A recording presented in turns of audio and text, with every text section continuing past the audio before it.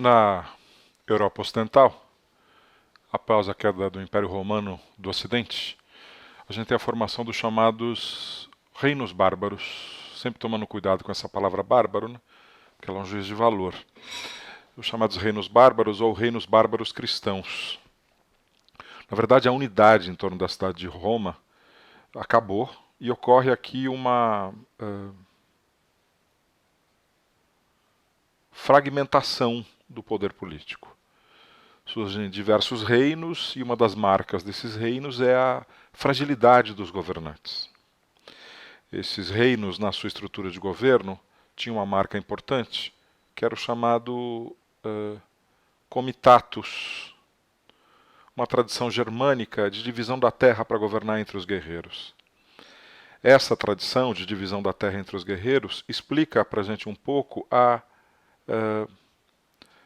fragilidade do poder político nesses reinos bárbaros nascentes. Agora, um elemento importantíssimo é o que ocorre com o cristianismo nesse processo de formação de uma nova Europa. Bom, selecionei aqui essa imagem do batismo de um cara chamado Clovis. Clovis é um rei do chamado Reino Franco.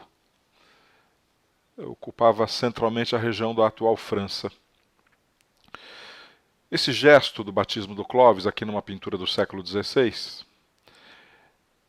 ilustra muito bem a relação entre o rei e a instituição igreja. O rei frágil se aproxima da igreja buscando essencialmente isso aqui, ó, legitimidade. Porque a igreja é a única instituição forte que sobreviveu à queda de Roma. Então ele está buscando aqui se aproximar do cristianismo para ganhar força junto à população. Isso é 20 anos depois da queda de Roma. Então, para pensar mais um pouco nesse assunto, eu selecionei aqui esse texto de um membro da igreja chamado Gregório de Tours, em que ele diz assim: o sacerdote, tendo-se posto em contato com Clovis, levou-o pouco a pouco e secretamente a acreditar no verdadeiro Deus Criador do céu e da terra. Significa que Clovis, aos poucos, vai abraçando o cristianismo defendido pela igreja. E renuncia ao seu modelo religioso.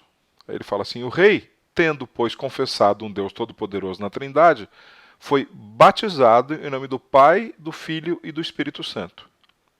Então, o batismo do Clovis é mais um ponto de afirmação do poder da igreja.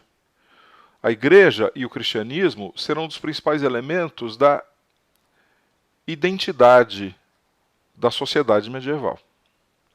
Bom, bem mais adiante, o Clovis é século V, na passagem do século VII para o século VIII, a gente tem esse rei importantíssimo aqui, que é o Carlos Magno.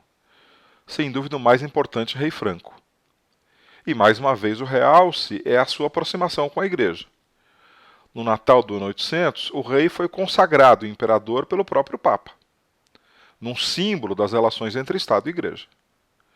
Carlos Magno vai ampliar muito o tamanho do reino, vai conquistar várias áreas. Ele é o monarca que conquistou Roma e entregou aquela terra para a igreja, alegando que aquilo seria o patrimônio de São Pedro. Então ele reforça a aliança com a Igreja Católica e ele busca tomar medidas em prol de uma centralização do poder. Ele se destaca exatamente por tentar reforçar a aliança com a igreja e garantir uma melhor centralização administrativa, que é o que a gente tem, por exemplo, nessa imagem aqui, né? Nós temos aqui a figura do rei, do Carlos Magno, ao lado de um filho, e abaixo um membro do clero. E o que ele está anotando? As leis transmitidas pelo Carlos Magno, que deveriam ser obedecidas por todo o reino. Então, um membro do clero anota as leis ditadas pelo rei. Então, mais uma vez, a gente está diante da questão da aliança desse monarca com a Igreja Católica.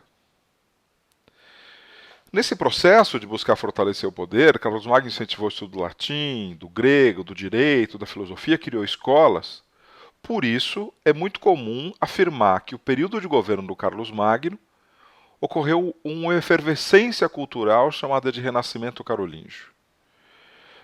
Há uma aproximação com a igreja, há estudo do latim, do grego, do direito, da filosofia, enfim, há uma grande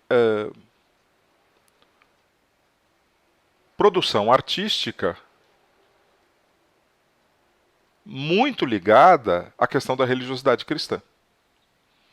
Então, Carlos Magno é o apogeu desse processo dos reinos francos.